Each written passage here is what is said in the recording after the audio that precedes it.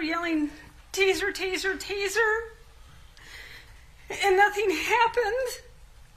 And then he told me... They wore the badge to uphold the law, but behind the uniform, some were hiding dark secrets that would shock the nation. What do you mean by ball jog? I put his dick in my mouth. Okay. Yeah. And did he ejaculate?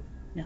These are the stories of female officers who crossed the line, got caught, and ended up facing life sentences for crimes no one ever expected from those sworn to protect. Number 10. Shelene Diane Oannon. So it's illegal to have sexual contact with an inmate as an employee. So, I said the ball kind of be in their court, but I'll let you know as soon as I hear something. This case happened in Louisville, Kentucky, with a police officer who was supposed to serve and protect, but instead crossed a line so dark, it stunned the entire department. Her name was Shelene Diane Oannon, a once respected officer whose secret double life would soon destroy everything she had built. It started quietly. Oannon worked in the corrections unit, handling inmates, trusted with authority and access that most people never questioned. But behind that badge, she was building dangerous connections that would lead investigators into a web of corruption, smuggling, and betrayal inside the very system meant to uphold the law. When the first red flags appeared, they seemed minor: reports of contraband slipping into the facility, odd movements during her shifts, and whispers among inmates about a friendly officer. Still, no one imagined that Oannon was at the center of it. The shock came when a full internal probe revealed what she was really doing. She had been smuggling drugs, cell phones, and other illegal items into the jail, using her position to bypass searches and hide evidence. But the story didn't stop there. Investigators later discovered that Oannon wasn't working alone. She had been communicating with certain inmates, building personal relationships, and even accepting money to bring in banned items. Text messages and recorded calls exposed how deep the manipulation went. She had used her authority to gain trust, only to sell it to the highest bidder. Once the evidence surfaced, her entire career collapsed overnight. Federal agents moved in. She was arrested, charged with conspiracy to distribute drugs and misconduct in office, and eventually sentenced to a long prison term. The courtroom was silent as the former officer stood before the judge, the same system she once represented, now branding her as a criminal. The fallout was devastating. The department launched an internal review, several officers were questioned, and policies were rewritten to prevent another betrayal like hers. Number 9. Antwanet Frank. For death row inmate Antwanet Frank, the former New Orleans police officer is the only woman on death row. Antwanet Frank joined the New Orleans Police Department in 1993. On paper, she was everything the department wanted: disciplined, polite, and eager to serve. But within 2 years, she crossed the thin blue line completely. She started associating with a man named Rogers Lacaze, a 19-year-old drug dealer and known criminal. Instead of arresting him, she formed a partnership that would eventually end in bloodshed.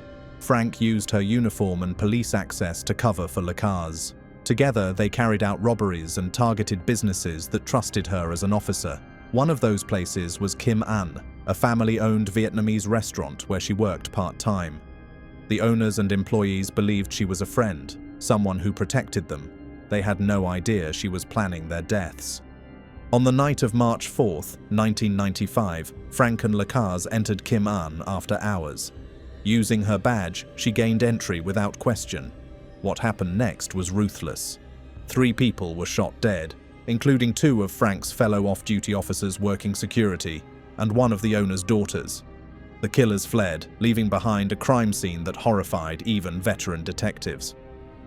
When investigators pieced the evidence together, the trail led directly to Officer Frank. Witnesses confirmed she had been at the restaurant moments before the attack. Ballistics matched her service weapon.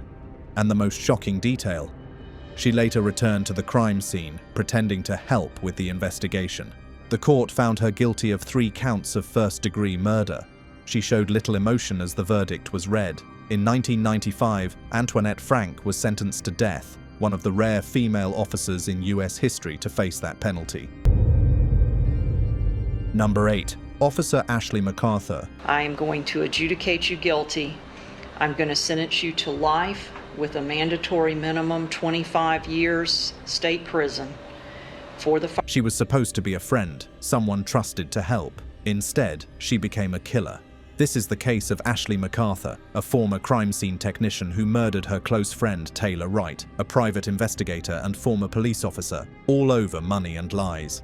In September 2017, Taylor Wright confided in Ashley while going through a difficult divorce. She handed Ashley a cashier's check for $34,000, money meant to be kept safe until the court process was over.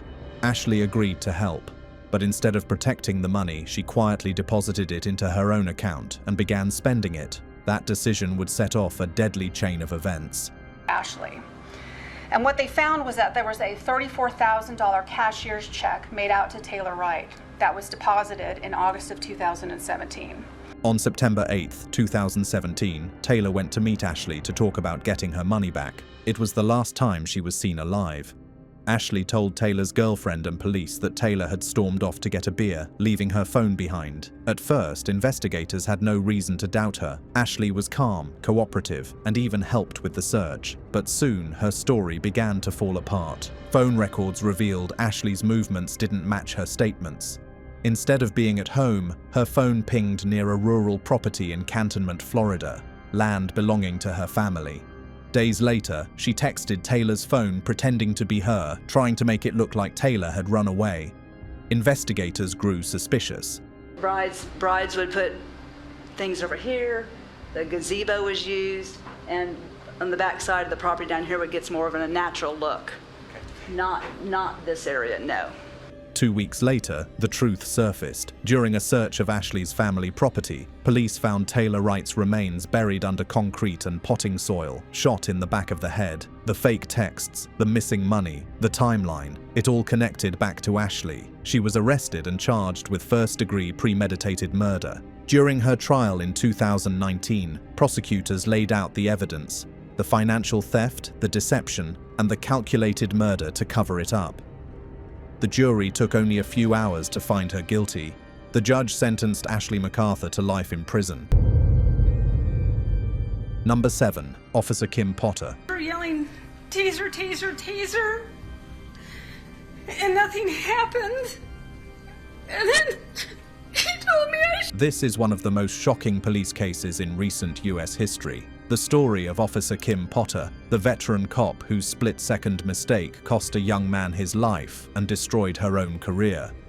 What started as a routine traffic stop in a quiet Minnesota suburb turned into a national outrage, a courtroom battle, and a long prison sentence that stunned both police officers and the public. Recalling the moments she shot Wright in the chest with her gun that she says she mistook for her taser. In April, Wright was initially pulled over for an expired tag and an air freshener hanging from the rearview mirror. It happened on April 11th, 2021. Officer Kim Potter, a 26-year police veteran with the Brooklyn Center Police Department, pulled over 20-year-old Daunte Wright. The reason seemed simple: expired registration tags and an air freshener hanging from the rearview mirror. But when the officers ran his name, they found he had an outstanding warrant. As they tried to arrest him, Wright resisted and got back into his car. In those few seconds, everything went wrong. Body camera footage showed Potter yelling, "Taser, taser, taser!" But what she had in her hand was her gun. She fired once, striking Wright in the chest. The car rolled forward and crashed. Within moments, Daunte Wright was dead. Potter immediately realized her mistake, screaming, "I grabbed the wrong gun!" The entire incident was captured on camera, sparking massive protests across Minnesota and nationwide. Investigators moved fast. Potter was charged with first- and second-degree manslaughter. The prosecution argued that her training and years of experience made the mistake inexcusable. The defense claimed it was an accident, a tragic human error in a high-stress moment. But for the jury, the evidence was clear. A young man was dead, and a police officer had failed in her duty to act responsibly.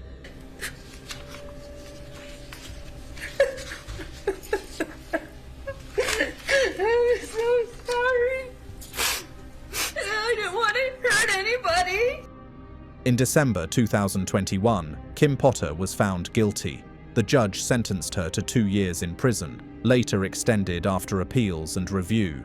Her emotional apology in court couldn't undo what had happened. The sentence sent a strong message. Law enforcement officers are not above accountability, even in split-second decisions. Number 6. Officer Alfreda Fluca. To the Jefferson County Jail, where she will be booked on multiple charges, with the most serious being murder. She was a respected police officer in Birmingham, Alabama, trusted to protect her community. But in one night of rage and betrayal, Officer Alfreda Fluca went from enforcing the law to breaking it in the most shocking way possible. What happened next would expose a secret affair, a violent confrontation, and the end of a once promising career. It all began in the early hours of April 10, 2020. Alfreda Fluca, a veteran officer with the Birmingham Police Department, had been in a secret relationship with another officer, Mario White. But their romance had started to fall apart, and jealousy began to take over. That night, Fluca tracked Mario's car to the Titusville neighborhood, a quiet area where she believed he was meeting another woman. As she pulled up, her worst fears were confirmed. Inside the car was Mario White, and next to him was another off-duty officer, 43-year-old Kanisha Peterson. What happened next turned deadly. Witnesses later told investigators they heard a series of gunshots tear through the night. When police arrived, Peterson was found in the passenger seat, shot multiple times. She died at the scene. Fluca didn't run. Birmingham Police Detective. It has been determined that the suspect and shooter was also a Birmingham police detective. In fact, she stayed near the area until investigators connected her to the shooting. Within hours, the officer once known for her calm professionalism was in handcuffs, accused of murder. Police Chief Patrick Smith called it one of the hardest arrests his department had ever made. The badge she once wore as a symbol of justice became the evidence of her downfall. During the trial, prosecutors laid out the details, the text messages, the jealousy, the gunfire. They said this was a calculated act driven by rage. The jury agreed. Alfreda Fluca was found guilty of capital murder and sentenced to life in prison without parole. Judge Michael Idiart could have sent Gonzalez to jail for up to 16 months, but noted she had no prior criminal history and admitted her crimes early.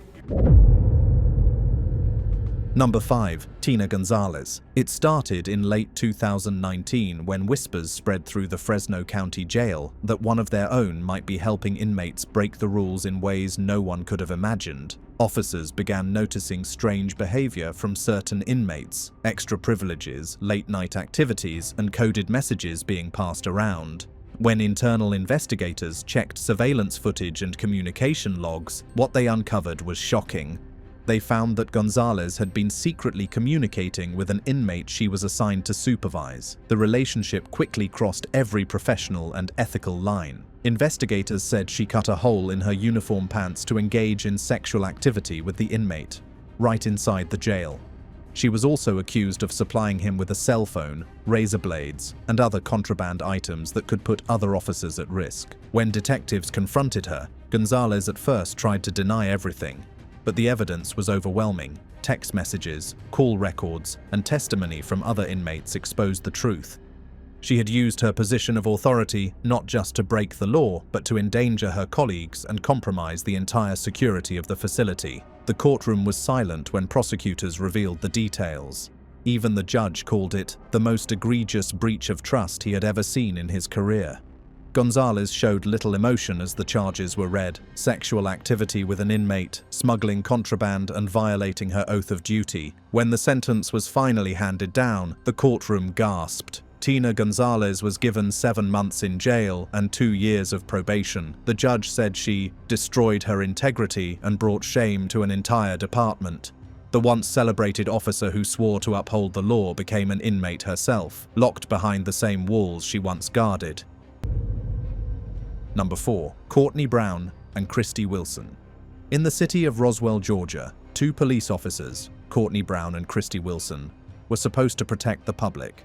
But what they did during a traffic stop in 2018 shocked the entire nation and destroyed their careers. It started with a simple speeding stop on a rainy April afternoon. A woman named Sarah Webb was pulled over for driving too fast in her silver Chevrolet. She expected a warning or maybe a ticket. What she didn't know was that her fate was about to be decided by a game, a coin flip. Okay. This is tail, right? Yeah. So really, 23. Michael Jordan. Hi. So I got too fast for. Let me write this down. Too fast for conditions. Is it reckless? Yeah, you can do reckless. Body camera footage later revealed what really happened that day. As Webb sat nervously in her car, Brown and Wilson stood outside, debating whether to arrest her. Instead of following police protocol, Officer Wilson took out a phone app that simulated flipping a coin. "Heads, you go to jail. Tails, you go free," one of them said, laughing. The coin landed on tails, but despite that, they arrested her anyway. Sorry, my window doesn't hold. Off to Brown Roswell Police Department. You know how fast you were just going, ma'am? I'm so sorry, I'm late. That single moment, captured on body cam, went viral across the world. The public was stunned.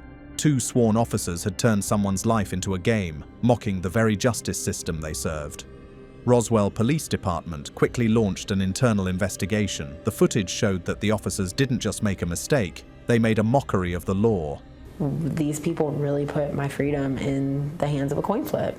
Within days, both Brown and Wilson were placed on administrative leave. But as the backlash grew, the department had no choice but to fire them. Investigators found that this wasn't about one bad decision, it was about total disregard for duty.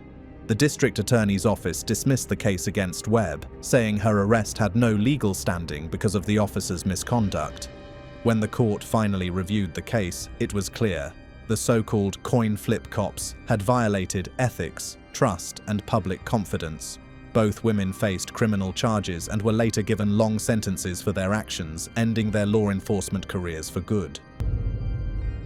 Number 3. Razinda Agalu. This is a case of a trusted police officer who thought she could outsmart the very system she swore to protect. Her name was Razinda Agalu, a police constable from Bedfordshire, England. Once respected, now remembered for one of the most shocking betrayals of duty in British policing history. It all started in 2019, when Agalu secretly began leaking sensitive police information to her criminal boyfriend, a man linked to drug trafficking and organised crime. Using her position, she accessed confidential police databases, searching names, vehicle registrations, and intelligence reports, all without authorization. Every search she made was another line crossed, another step deeper into corruption.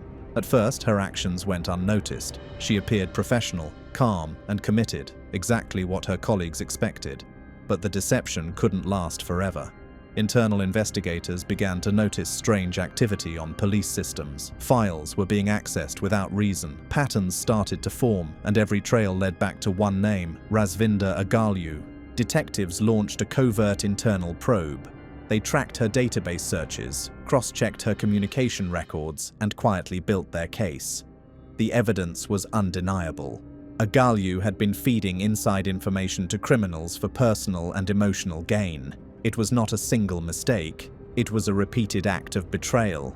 In 2021, the investigation came to light. Agalu was arrested, and what shocked the public most was how easily she had manipulated her access and abused the badge. During questioning, she tried to claim it was a mistake, but the data told another story. Hundreds of unauthorized searches, all linked to known offenders. In court, prosecutors detailed her calculated deception. She had used her uniform as a shield, pretending to enforce the law while secretly helping those who broke it. The judge called it a gross breach of public trust. The sentence was firm. She was given 3 years in prison and permanently banned from serving in law enforcement.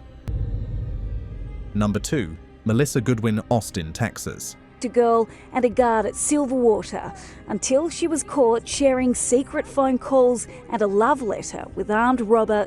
Inside the secure halls of the Travis County Jail, a stunning story of betrayal unfolded, one that shook the foundation of trust within law enforcement. Melissa Goodwin, a correctional officer sworn to uphold the law, instead became the face of corruption behind bars. She wasn't caught by a stranger or a random tip, but by the very system she was supposed to defend. At work, Goodwin appeared dedicated and disciplined.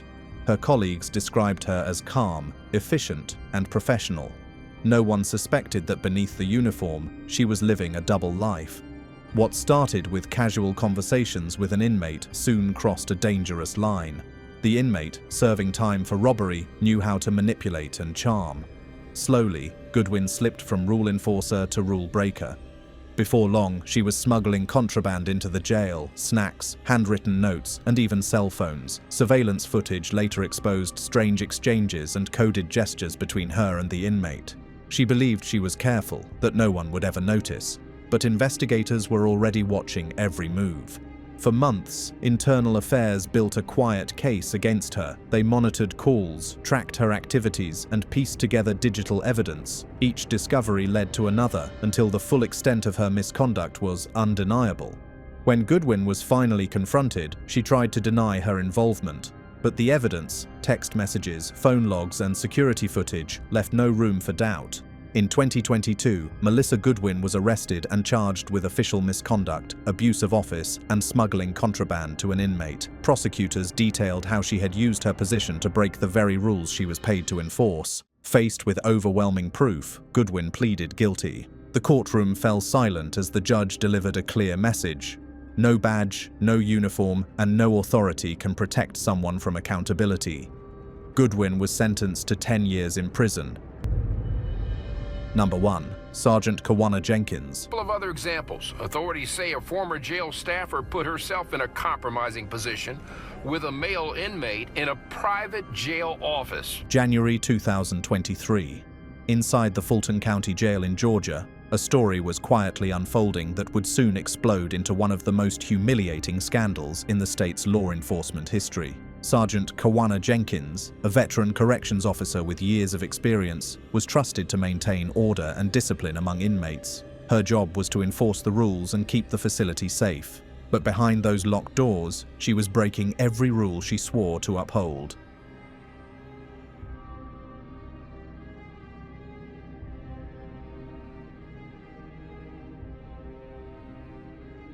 The first sign of trouble came in early 2023, when a short, shaky video began circulating among inmates. It wasn't an ordinary clip. It showed a woman in uniform, clearly a Fulton County officer, engaging in explicit acts with an inmate. The video spread quickly, eventually leaking online. At first, no one believed it could be true, but investigators soon confirmed what shocked everyone. The woman in the video was Sergeant Kowana Jenkins. You had this image, restaurant meals brought to inmates by an officer. Vice Chair Ellis says taxpayers are paying for. Once the video surfaced, investigators acted immediately. The inmate involved was identified and questioned. Officers searched his cell and discovered the phone used to record the encounters, a contraband device that never should have been inside the facility. But what they found on that phone went far beyond one video. There were multiple recordings showing Jenkins with the same inmate in compromising situations. Some clips allegedly captured her helping him hide the phone. A clear sign this was not a one-time lapse, but an ongoing relationship built on secrecy and risk. Days later, Jenkins was arrested. The department she once served with pride released a statement expressing shock and disappointment. Prosecutors moved swiftly, charging her with sexual contact with an inmate, violation of oath by a public officer, cruelty to inmates, and possession of prohibited materials. Every piece of evidence, from digital files to surveillance footage, pointed directly to her guilt. There was no escaping the truth. She had crossed a line that could never be undone. In court, the prosecution laid out a disturbing picture. They showed how Jenkins' actions had endangered the safety of both staff and inmates, and how her choices had eroded the very trust that holds correctional institutions together. Her defense claimed she was coerced, pressured by the inmate, but the evidence told a colder story. These were not accidents or isolated moments. They were repeated acts of misconduct carried out by someone who knew exactly what she was risking. When the verdict came, it was decisive. Jenkins was sentenced to years in prison, her badge stripped, her reputation destroyed. Her story became a cautionary tale whispered across correctional departments in Georgia and beyond, a reminder that even those who guard the walls can fall prey to the temptations within them.